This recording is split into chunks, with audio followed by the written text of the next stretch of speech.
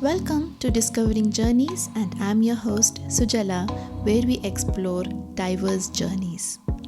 Most of us are taught how to chase dreams, build careers, and plan for the future, but no one really teaches us how to sit with our losses or how to build a life after everything changes. Today's guest knows the journey intimately. Victoria Volk turned her personal story of childhood grief, trauma, abuse, and addiction into a powerful path of healing, not just for herself but for countless others.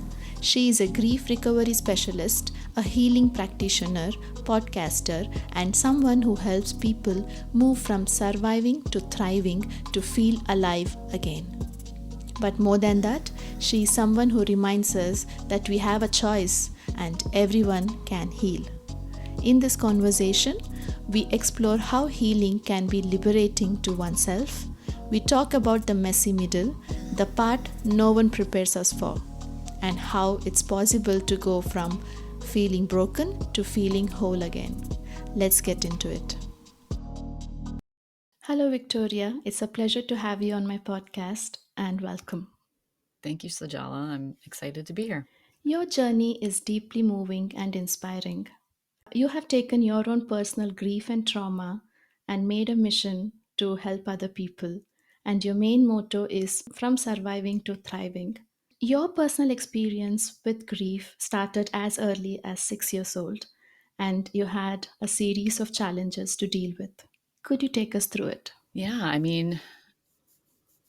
I hadn't really thought about the loss of my grandmother as much as I had my father up until probably until I started really doing this work with others and clients and things and doing my podcast, because that's really where I think that my mother became emotionally unavailable, was even younger than I thought initially, because it was my mother's mother who had been diagnosed with melanoma, and she stayed with us for a time when she was sick, but she had passed away.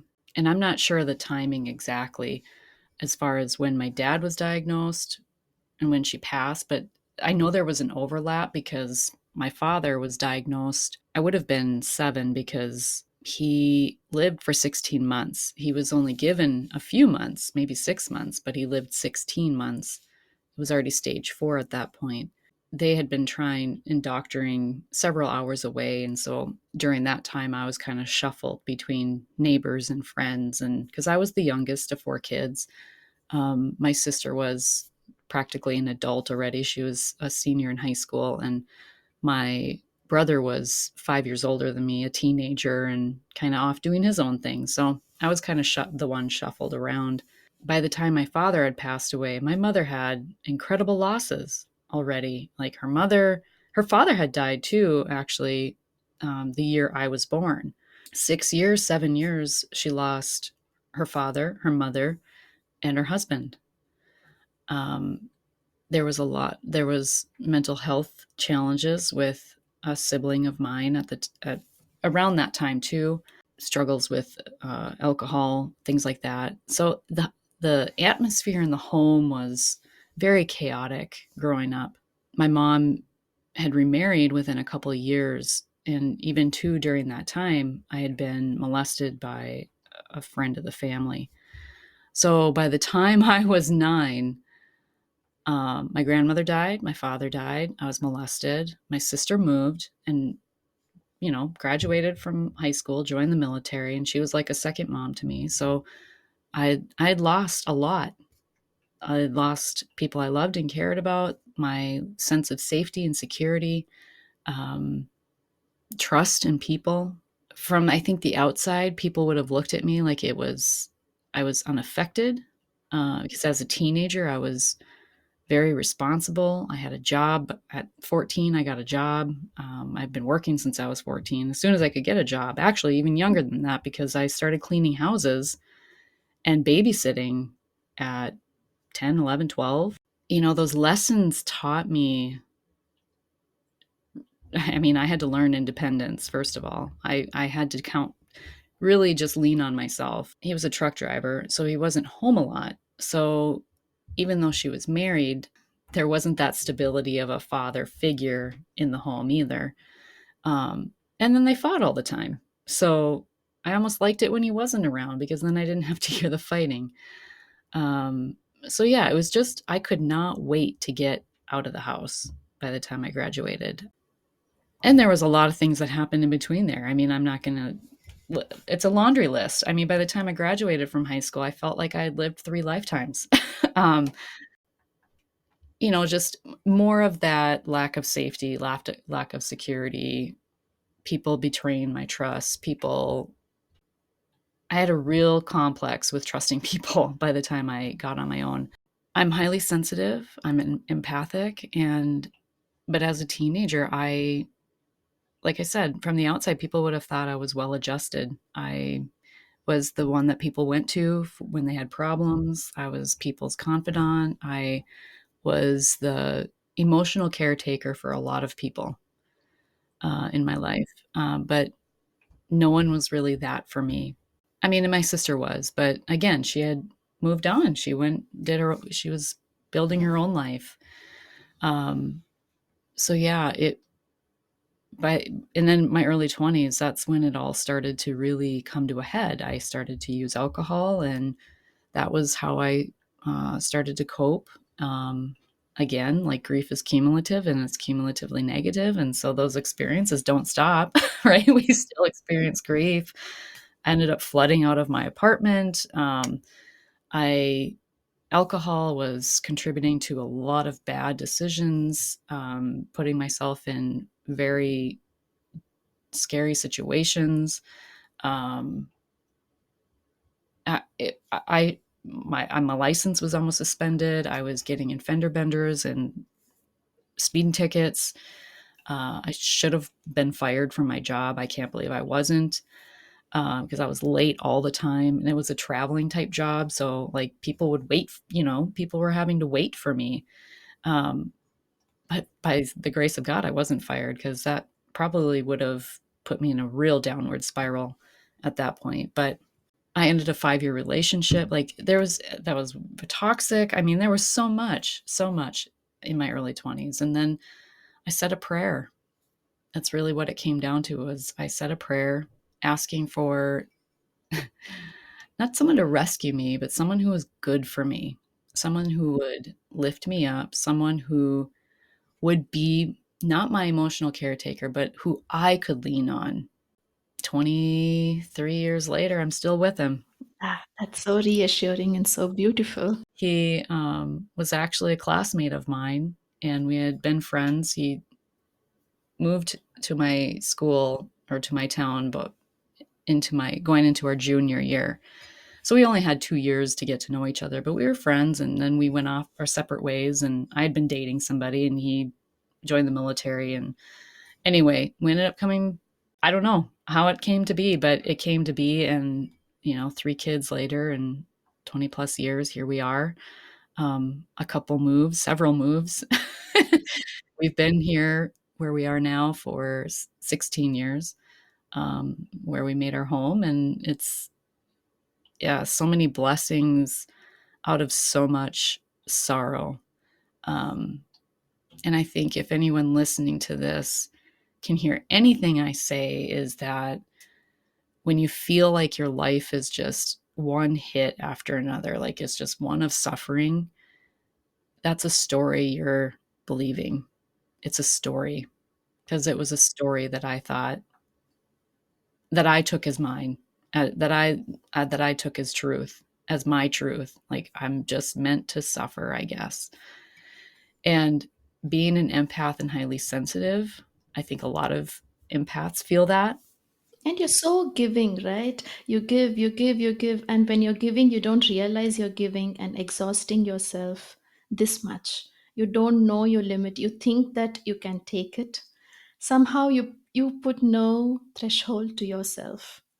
So I think, and you going through the trust issues after like going through so many challenges and traumatic events, what made you trust your husband at that point, 23 years back?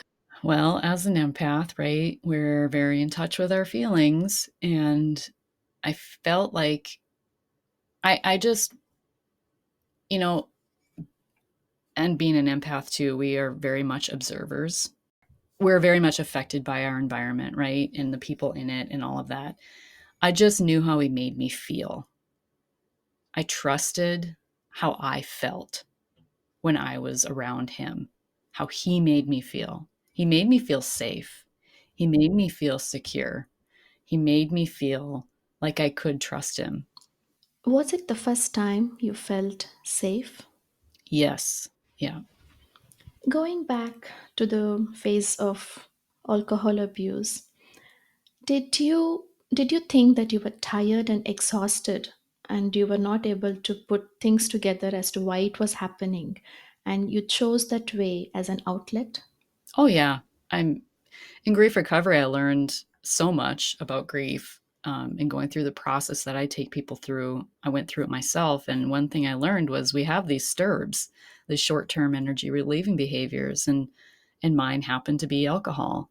And yeah, it was my escape from my reality. I could um, let my inhibitions fly. I could feel like somebody else for a short period of time, and my mind could just like go offline. Like I could just relax, um, because especially around a lot of like in social situations, like I would feel like I needed something to put me at ease and help me relax. Um, and for me, that was alcohol. What was your turning point? Well, I know it distinctly. One thing I didn't share too was when my father passed away. Not only did I lose my father, but I lost an entire family because his family was no longer in our lives. My grandparents, aunts, uncles, cousins. I grew up without them. And because my grandmother and grandfather on my mother's side had passed away, I grew up without grandparents pretty much. Never got to experience that, like all my classmates and my peers did. So the turning point was when my uncle was diagnosed with brain cancer. My father's brother, who he was very close to. My mother had told me that he was diagnosed with brain cancer, and she didn't know much information, but all that except that he was in the hospital. By that point, it had been almost 30 years, pretty close to the day of my father passing. And I decided to go see him, to go see my uncle. Like I felt like it was no question. Like I had to go see him. I feel it was my dad like pushing me, right? Because not only did my uncle need that, but so did I.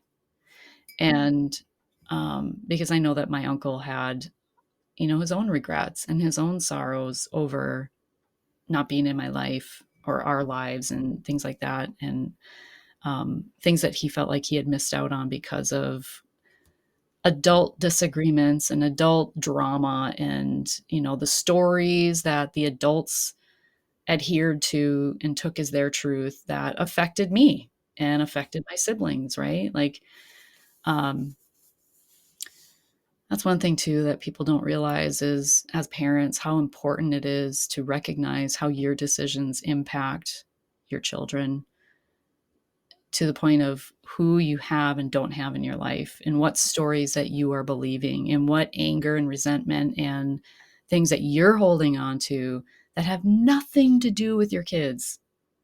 Like whatever their drama was had nothing to do with me. But yet it was collateral damage, right? Like I didn't get to experience a relationship with them because the adults couldn't get along. So yeah, going to see him changed everything for me. I felt closer to my dad than I had in years.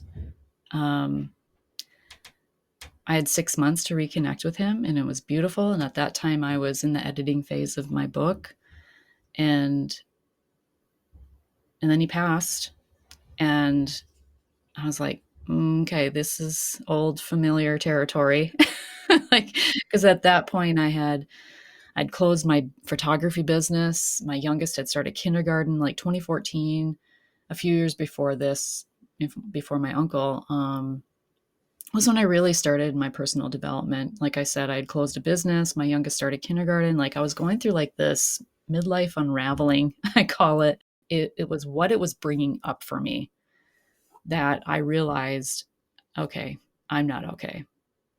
And this is all really familiar. Lack of safety, lack of security, lack of trust, abandonment, like all these things, right, were coming up. And um, it was like I knew grief was the issue. And so I went to Google and like how to recover from grief or something like that. And I found grief recovery method and I was like, this is it. It wasn't even on my radar to start a business about grief or anything like that. But when I saw this method and I read about it and did my research, I was like, oh, this is it. This is how I can help people. It wasn't right away. It wasn't like, well, this is going to help me. It was, this is what people need. Like, this is, I know my problem is, I'm sure a lot of people have this issue. This can help people. Was it kind of a closure to you when you met your dad's brother? Some sort of a closure which started a trigger? I think it was really like me feeling empowered. It was actually very empowering because I don't need to adhere to this old story that everybody else is choosing to take on as their truth. Like, I'm rewriting that story. That's it. Like, so yeah, I feel like I just chose to do things differently. Yeah. How would you explain what grief is today to somebody who doesn't know what grief is? Grief is the loss of hopes, dreams, and expectations. It is anything that we wish would be or could be different, better, or more. And today you are a certified grief recovery specialist. What would you tell your 8-year-old self? The best is yet to come. You know, the other thing too, I would say is when my father passed, like before he passed, we were going to church regularly. I was in Sunday school. I still, after he passed, one of the things I still had to go to classes to get confirmed and things like that in my church and stuff, but we didn't go to church anymore. And so my spiritual life was pretty non-existent. Like I was pretty angry at God by that point and well into my 20s. Like I was like, there is no God. There can't be because this is hell on earth. And I believe that, no one talked to me as a kid. No one talked about grief. No one talked about death and dying and my mom didn't even have me. She argues with me that I was there when my father passed, but I'm like, nope, pretty sure I was not. Like I would know, even though I was 8. And that's the thing too, like people, because I was 8, people are like, oh, she doesn't know what's going on. She doesn't know what's happening. And that was so infuriating to me. I remember people saying that.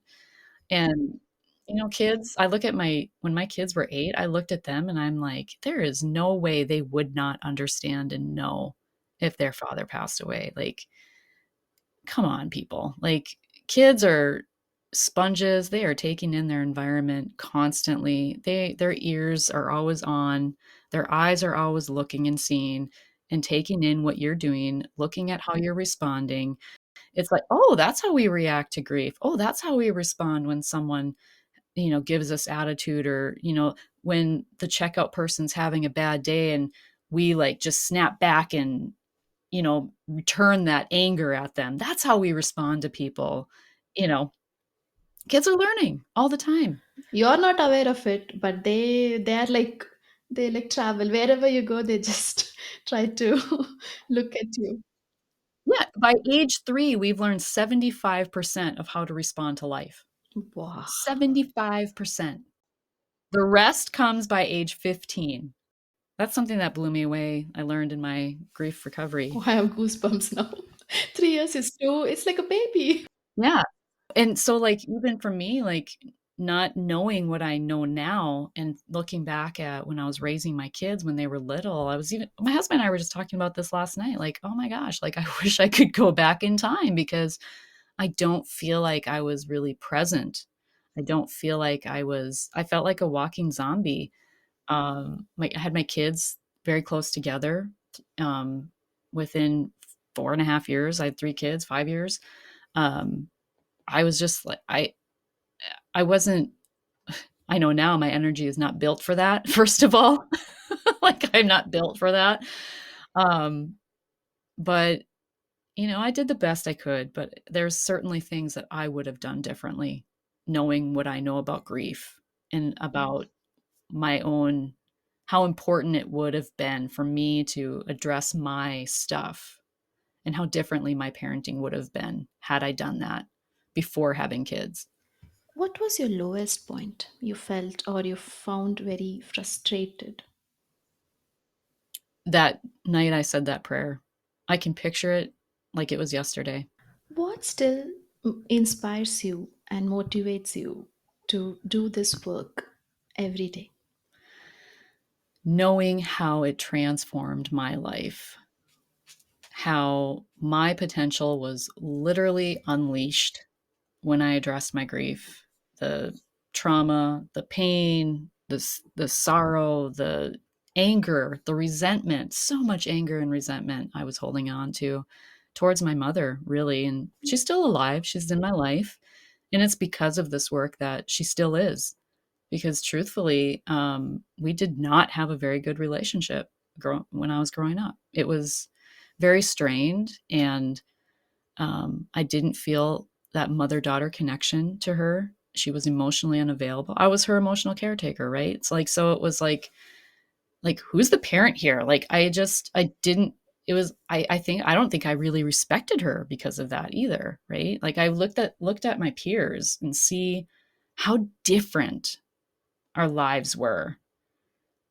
I just recognized and noticed things, that kids my age probably didn't because of how my life experience, right? So There's so much of anger in you which builds up when something like this happens in your childhood. So, how did you kind of,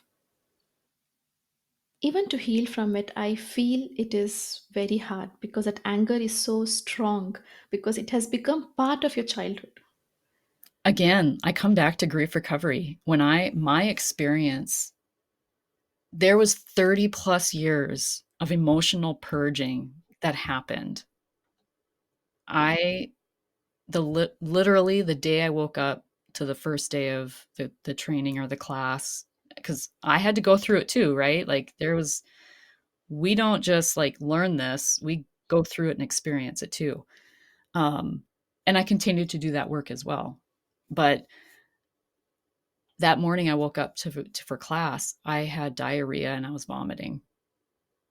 I didn't even know if I was going to make it to class, but I flew across the country, invested all this money.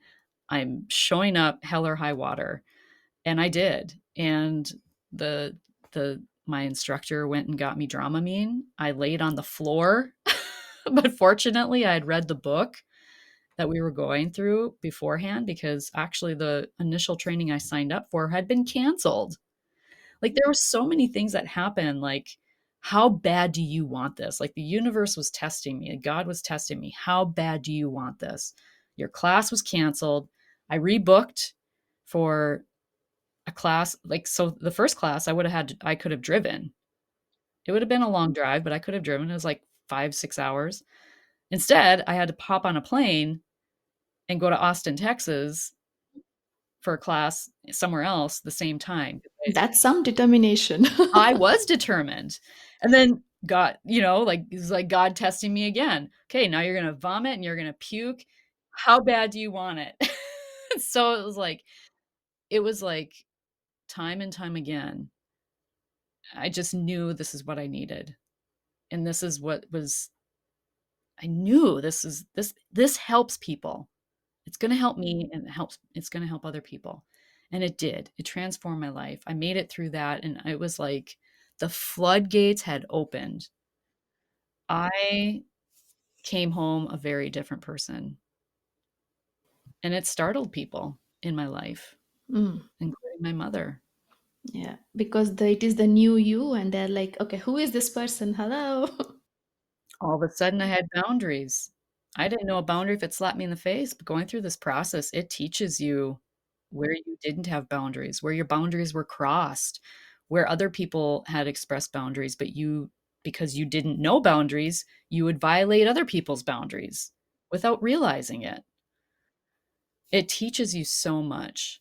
And as much as it is transformative, it teaches you, it's education. And so that's why I'm so passionate about bringing this education to the podcast I guest on, to the podcast that I host with other people, with my guests, because through story, that's how we can educate people.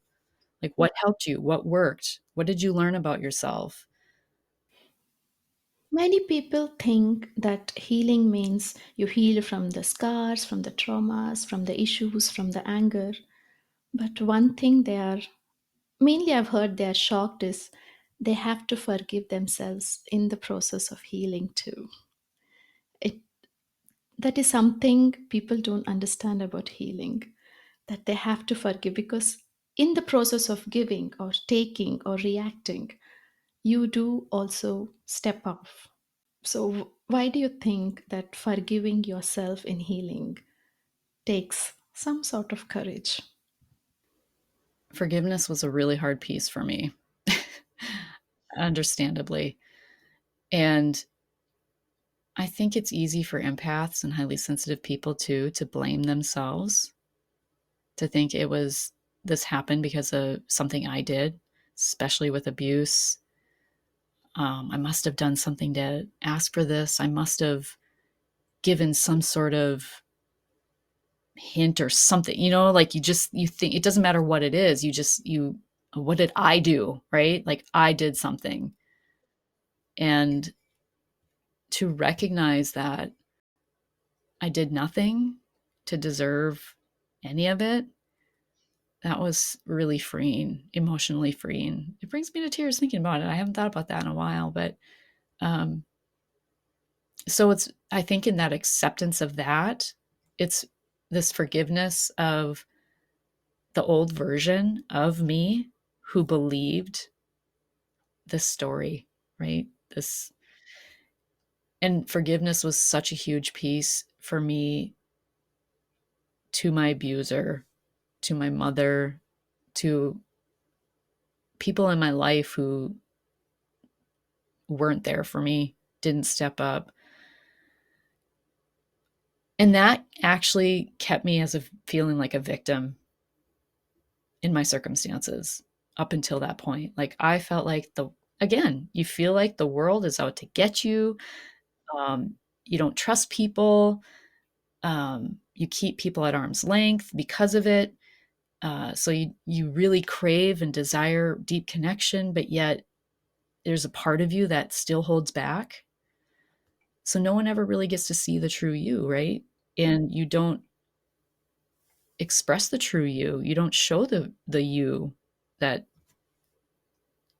you were as a child, right? Because you're wounded. You feel like a wounded bird. Yeah. So it was forgiveness is a huge part of this process, and it is part of our process in grief recovery. Mm. It's liberating for sure. There's no doubt about it. But the process, when that gate opens, I think it's one of the heaviest. And especially if you're an empath, just to come in terms of understanding takes such a long time because you're fighting. Hey, listener, thank you for tuning into Discovering Journeys. If you're enjoying this conversation, I would love for you to take a quick moment to follow the podcast on Instagram so you never miss these incredible stories and learnings. Also, please consider sharing it with a friend or leaving a review as it goes a long way in helping more people discover this podcast. Now, let's get back to the conversation. Well, and here's the thing, it's like I was waiting for an apology I was never ever going to get. So while we sit and wait for an apology we're never going to get, we are the ones suffering. We are the ones stuck in emotional jail. So by me enabling myself and learning the tools and knowledge and coming to this awareness, self-awareness, learning about myself to get to the point where I can forgive, that's for me. I don't need to have a conversation with anybody. I don't need to approach them and tell them how I forgive you. You don't even need to do that. No explanation is required. Yeah, absolutely. It's internal work. It's purely internal work. But I think when people think of forgiveness, like you have to forgive, I think people think immediately like, oh, I have to go to that person and tell them I forgive them. No, you don't. No, you don't. No, you don't. You will not get an apology, and forgiveness, you can have many definition, but it's not for the other person, it's for yourself. How often do we feel like someone did something to us, but does the person even know they did? Right? Like I have been in that position where someone came to me months later. When you said that, it really hurt my feelings. I'm like, "Oh my gosh, like I had no idea. But thank you for bringing it to my awareness. I'm sorry that I made you feel that way. I can take ownership of it and apologize when it's brought to my attention, but unless I don't know, I can't apologize." So, here we sit like fuming and feeling upset and sad and suffering in silence. And having the dialogue. Yes, adhering to this story we've told ourselves. How many stories are we holding that are just pure bullshit? And it is scrappy to you, nobody else. We're the ones suffering. The irony of it. Yes. Ah, it's such a funny and heavy subject that you can take either way, Yeah. and it's both. Yeah. What does end of life doula mean, and how does it fit into this big picture in grief and healing? So I'm a trained end-of-life doula, but I have yet to figure out or bring that gift outward. I'm not because I just don't know how it's wants to be how I want to express that yet. So I do so now and like in education, right? I'll talk about it and things like that. Like because when watching my dad suffer as long as he did, being stage 4, like there was no hospice in the 80s, late 80s. And I think what people don't realize is that end of life, it can be 16 months, it could be 6 weeks, it could be 6 days. But the sooner you are able to go into hospice, the better, because it actually has been proven to extend people's lives. Because you're not going into hospice like you're on your deathbed, but that's what people think. Like, okay, now I got to go to hospice to die. You can still live a fulfilling life while going through treatments, while your cancer or while your being care is being managed, right? Like keeping you comfortable. You can still do things.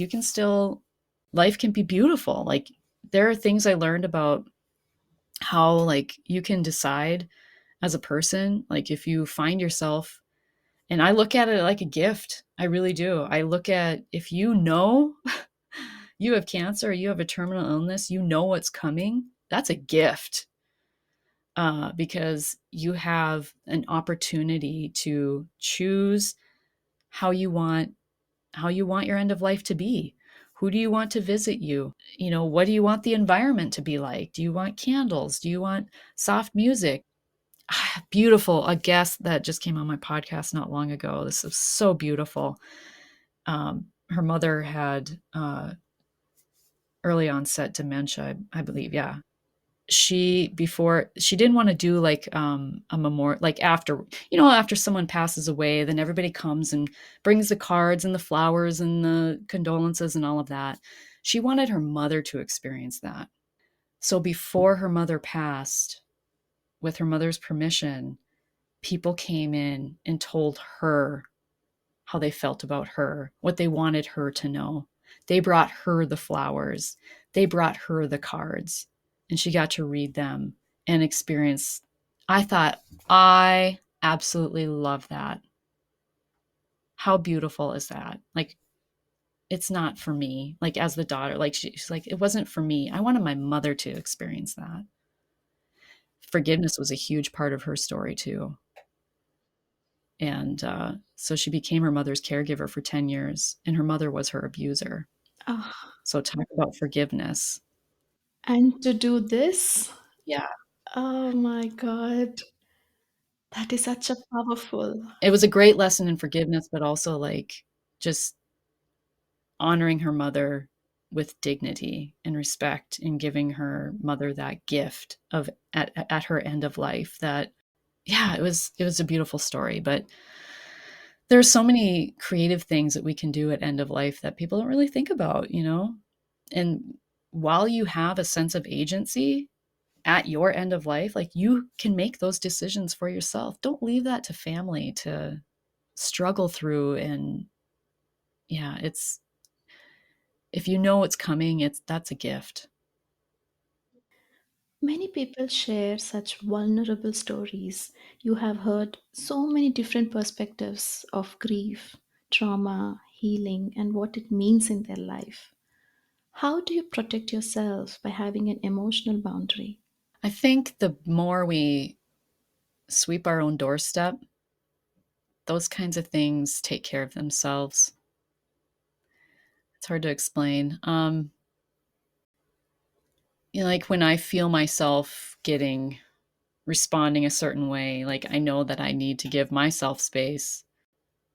I mean, I never had this before, but you know, just doing this work and working on myself, I can stop and look and ask myself, why is that triggering me? Why am I reacting in this way? Why is this bothering me like it is? When we ask ourselves those questions, we get better answers. But if we don't even ask ourselves the questions, we're going to be finger pointing. We're going to be looking at everybody else who's doing something wrong against us, or not recognizing that we're allowing that, right? Like, it's us allowing that too. Like, and I think that's where the boundary piece comes in, is the more you know yourself, the more you recognize. So, is it by pausing you and being self aware that you're able to have an emotional boundary, no matter how triggering or how emotionally, sometimes you get emotionally involved in other person's story? Oh, I get what you're saying. Yeah. I've actually, so doing energy healing work has taught me how to not take on other people's stuff. And again, I think that comes back to me sweeping my own doorstep. It's like I get this visual of me like sweeping my energy space around me. Like I'm just, Cleansing. yeah, like, yeah, really. And it's like the cleaner it is, the more grounded I am, the more centered I am in myself, the less affected I am. And then when I feel myself, like I've had moments like, wow, I feel really sad right now. Like out of nowhere. Like I'll be driving and it's like, man, I just had this overwhelming feeling of sadness. Is this mine? Like what was I thinking about? You know what I mean? So then I'll ask myself, like, is this mine? Like what am I thinking about? You host podcast Grieving Voices, and you're the voice for so many grieving stories and so many other things that it comes up in your podcast. Has there a story that has stayed with you? A lot. Yeah, there's so many. I mean, that recent one I just shared, that'll stick with me. Um, because it's just a very different perspective, you know, of end of life care and caring for people who are difficult, right, in our lives. It's like every story is a challenge to triumph story. It's that hero's journey. It's that underdog story.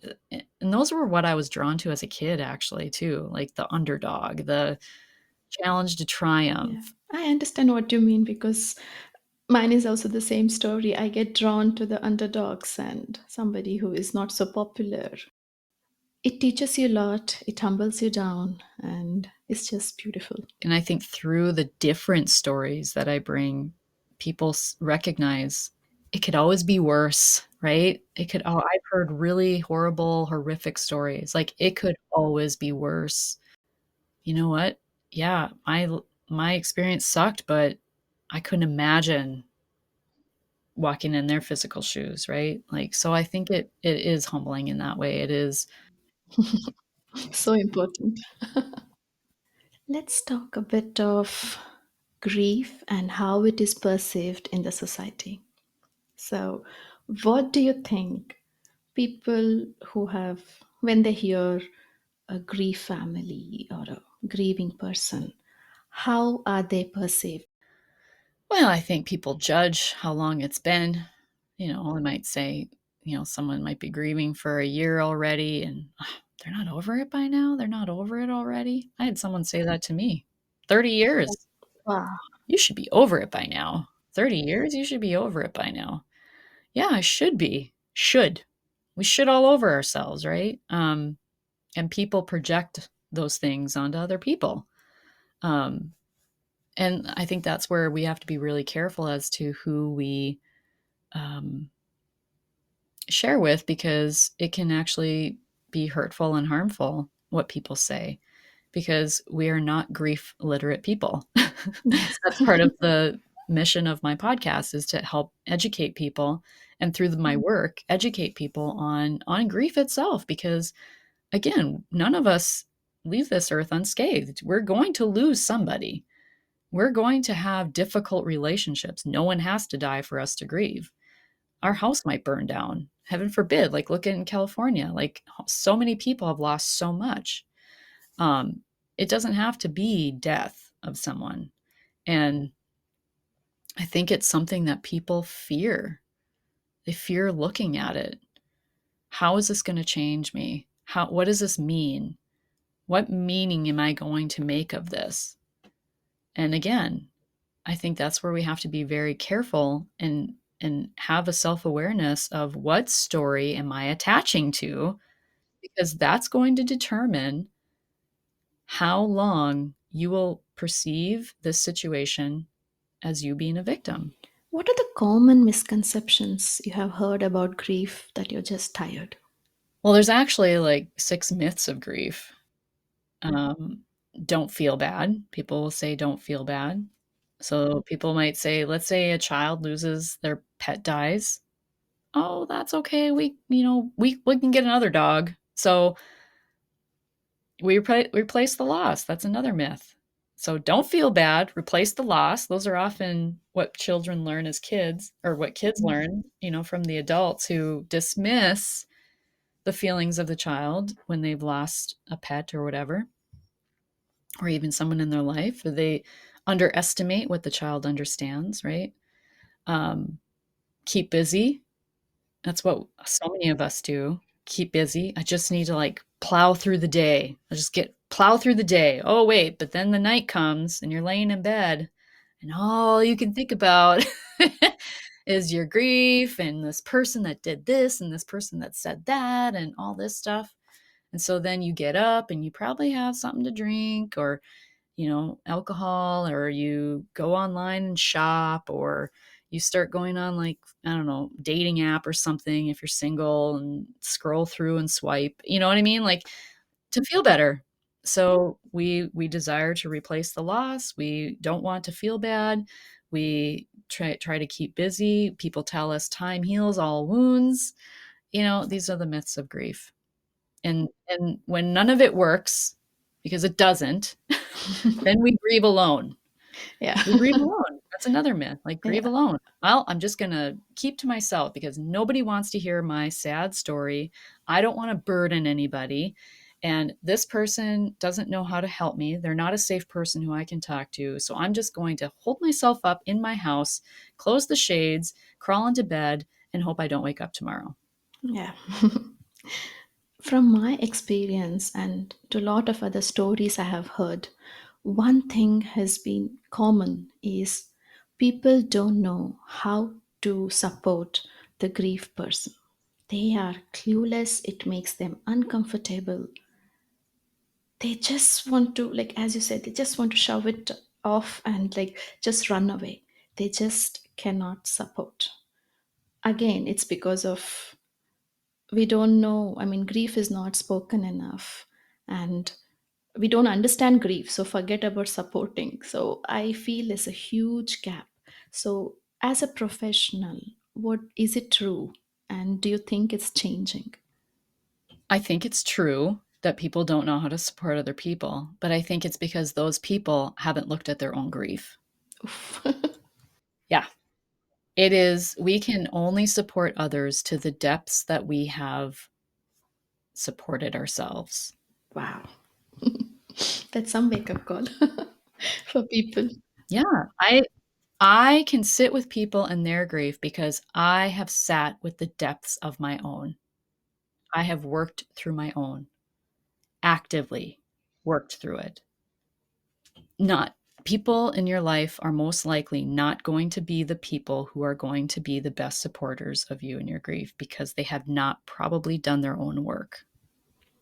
Yeah, because I remember as a child wishing that somebody helped me, but I was not aware of so many, complex things about they don't know or anything, because as a child you expect them to know, and you expect them to help you out, especially in such situation. So I think it's very disheartening and it breaks you, because you just feel the betrayal. Then the understanding comes later because they were not educated enough to you know deal with it. But it's a very hard process when it happens earlier. Look at the population of the people who are empaths and highly sensitive people. It's quite small. And I think empaths and highly sensitive people, empaths in particular, have an ability to listen deeply. Uh, but that's not a skill that's taught. It's not a skill that it's innate. It's within you. And I think it be taught? Active listening can be taught. Like that should be a curriculum in schools. Like let's teach children how to actively listen, right? So they become active listeners as Yeah. adults. But again, children learn by example. So, as parents, are we actively listening to our kids when they're struggling with something? Or are we trying to fix them and come up with a solution and just have it go away? Or are we letting our children sit in their own feelings, feel what they need to feel, express what they need to express, and feel it and work through it with them? Now, if you haven't done that yourself, you're not going to know how to do that. That's why I'm saying it's so important as parents that we clean our own shit up, that we sweep our own doorstep, because that continues through generations. That's where it's like, I decided it ends with me. It stops with me. I'm breaking that cycle.